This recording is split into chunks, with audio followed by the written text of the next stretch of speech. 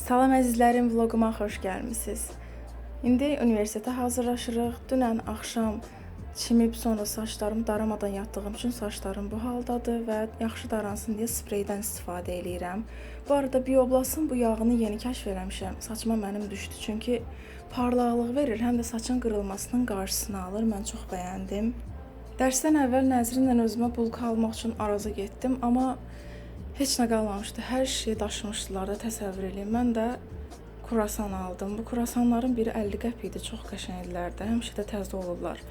Bu arada, əgər Bakı Dövlət Universitetində hüquq oxuyursunuzsa və şanslısınızsa, 2-ci və ya 3-cü kursda sizə Sübhan müəllim inzibatidən dərs deyə bilər. Onun qədrini bilin. Çox mükəmməl müəllimdir çünki. Daha sonra bufetə gedirəm. Daha doğrusu universitetin kafesinə ki, bir şeylər atışdırım. Buranın mimoza salatını bəyənirəm. Və 3-cü dərsdə biraz kitab oxuyuram. Burada hələ müəllim gəlməyib. Dərsdən çıxanda anam zəng elədi ki, inşaatçılara gəl və nəhayət mənim istədiyim şey gerçəkləşir. Burada fenlərə baxırıq. Əslində buruq fen alacağıq. Amma bəyənmədik, ona görə ütü feni aldıq. Çünki ütü feni ilə buruq da eləmək olur da.